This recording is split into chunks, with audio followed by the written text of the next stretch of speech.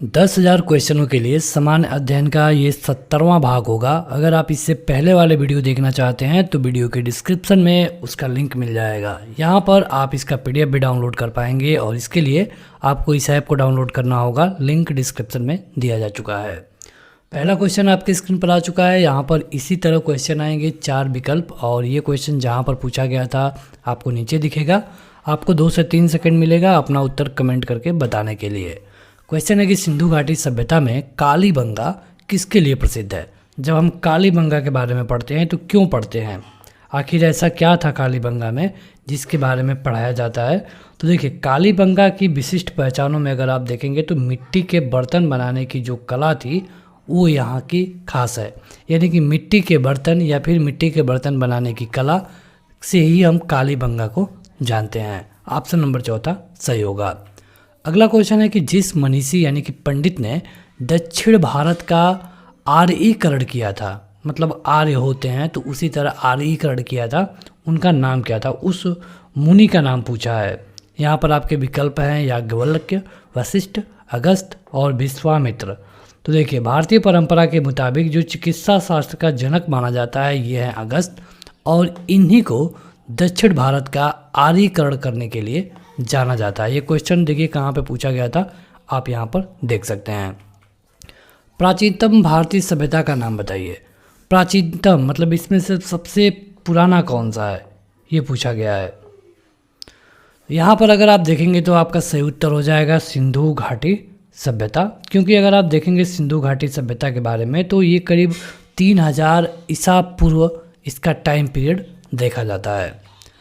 सिंधु घाटी का कौन सा एक स्थल पाकिस्तान में है, ये क्वेश्चन बहुत बार पूछा गया है।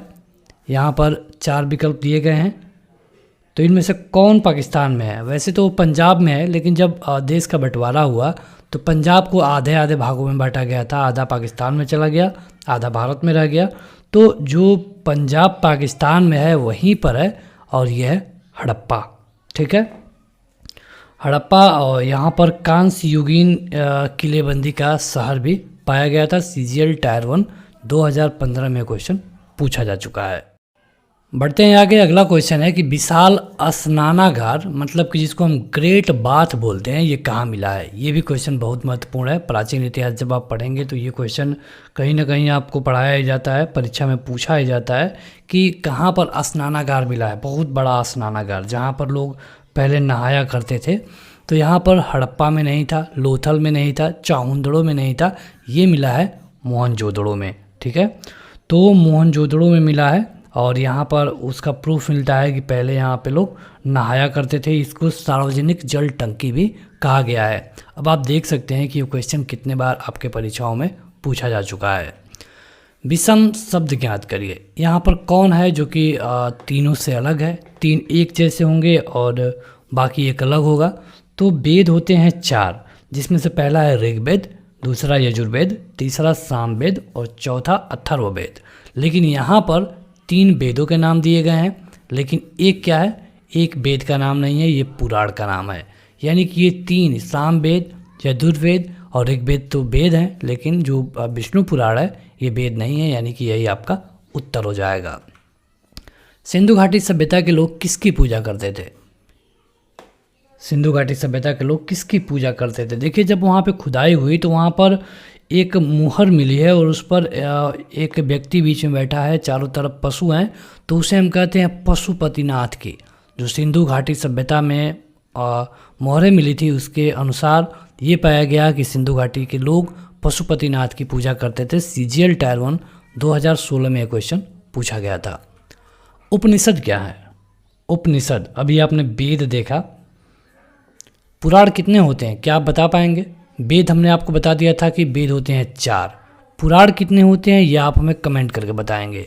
अगर आपको विकल्प चाहिए तो 15, 18, 21 या फिर 51, ये आपके विकल्प हैं और अपना उत्तर कमेंट करके बताइएगा कमेंट बॉक्स में।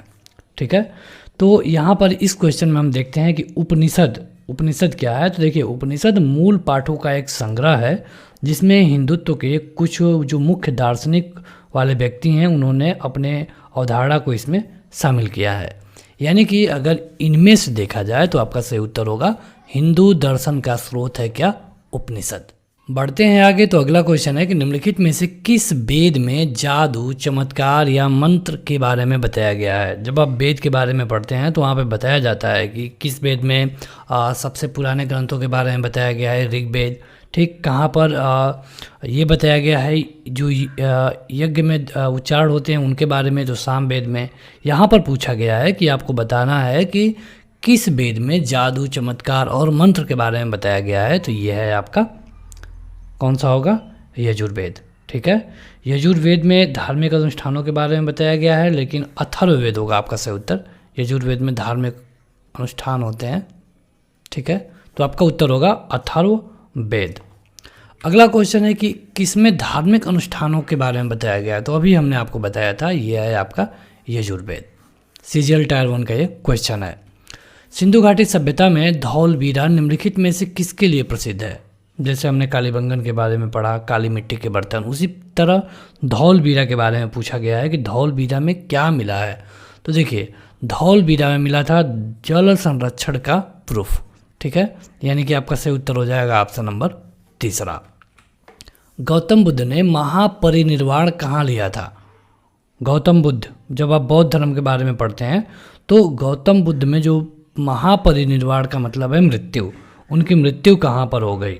तो उनकी मृत्यु कहाँ पर हुई थी? कुशीनगर। और कुशीनगर मतलब कि देवरिया, देवरिया मतलब कि उत्तर प्रदेश। ठीक है, तो आपका सही उत्तर होगा कुशीनगर। सारनाथ में उन्होंने अपना पहला भाषण मतलब कि प्रवचन दिया था। ऋग्वेद में सबसे प्रमुख देवता कौन है? ऋग्वेद जब आप पढ़ते हैं तो ये सबसे पुराना वेद माना जाता है, और इसमें किस देवता को ज़्यादा प्रमुखता से रखा गया है? तो ये है इंद्र।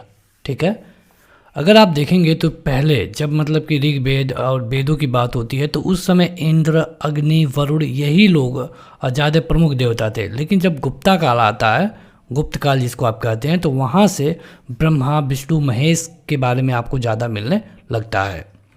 अगला है कि मोहनजोदड़ो और हड़प्पा के अवशेष संकेत देते हैं कि ये शानदार और योजनागत अच्छी तरह से बनाई गई है। कौन? बताइए। तो ये है, आपको 2 सेकंड मिल रहा है, बताइए कि मतलब कौन बताता है कि मोहनजोदड़ो और हड़प्पा के जो नगर हैं वो ऐसे बनाए गए थे?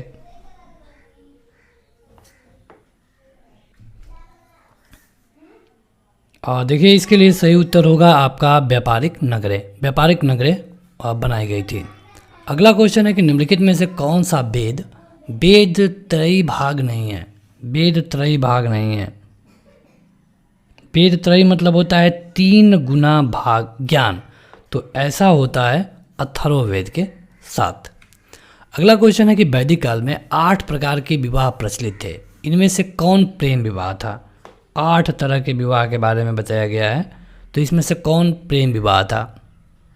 ये था गंधर्व विवाह। अब देखिए, वैदिक काल में क्या होता था कि जब एक पुरुष और महिला अपने परिवार की स्वीकृति के बिना विवाह कर लेते थे तो ऐसे विवाह को गंधर्व विवाह कहा जाता था। आज के समय में उसी विवाह को प्रेम विवाह कहा जाता है। ठीक है, तो मतलब अपने मन से, परिवार की सहमति हो ना हो उससे फर्क नहीं, तो यह था गंधर्व विवाह। अगला क्वेश्चन है कि किस नदी के निकट ऋग्वेद सभ्यताएं सबसे अधिक स्थित है? ऋग्वेद सभ्यताएं सबसे अधिक स्थित थी किस नदी के पास? ये आपको बताना है। यह है सरस्वती। प्रयाग में आप देखेंगे कि गंगा, यमुना, सरस्वती होती हैं, और सरस्वती के बारे में ऋग्वेद में कई बार नाम लिया गया है। हड़प्पाई स्थल मांडा किस नदी के किनारे स्थित है? मांडा है चेनाब नदी के किनारे। सिविल जेई 2018 में क्वेश्चन पूछा गया था। ऋग्वेद का कौन सा मंडल पूर्णतः सोम को समर्पित है? देखिए, अगर आप ऋग्वेद की बात कर रहे हैं तो यहाँ पर 1028 सूक्त हैं, कई बार ये पूछा गया है, और यहाँ पर देवताओं की स्तुति की गई है। यहाँ पर पूछा गया है कि कौन सा मंडल पूर्णतः सोम को समर्पित है, तो ये है आपका 9वां मंडल, और ऋग्वेद के 9वें मंडल को इसलिए हम सोम मंडल भी कहते हैं। ठीक है, आगे बढ़ते हैं तो अगला क्वेश्चन है कि निम्नलिखित में से किस हड़प्पा केंद्र के बारे में माना जाता है कि मेसोपोटामिया के साथ सीधा समुद्र व्यापार था। मेसोपोटामिया के साथ सीधा समुद्र व्यापार किसके साथ था? यह है लोथल, जो कि है गुजरात में। निम्नलिखित में से किस हड़प्पा कालीन स्थल से हल का टेराकोटा प्राप्त हुआ है? हल का टेराकोटा। आपका सही उत्तर होगा बनवाली। देखिए, वैसे प्राचीन इतिहास के क्वेश्चन उतने नहीं पूछे जाते हैं, लेकिन यहाँ पर हम कम से कम क्वेश्चनों को ही कवर कर रहे हैं जो कि कई बार पूछे जा चुके हैं। अगर आप देखेंगे हमारा मध्यकालीन इतिहास या फिर राज व्यवस्था, तो वहाँ पर हमने अधिक क्वेश्चनों को कवर किया है। प्लेलिस्ट जा कर के आप चेक कर सकते हैं। हड़प्पा किस नदी के किनारे स्थित है? हड़प्पा किस नदी के किनारे स्थित है? तो हड़प्पा है रावी नदी के किनारे। अगला क्वेश्चन है कि सिंधु घाटी सभ्यता में लोथल निम्नलिखित में से किसके लिए प्रसिद्ध था? लोथल।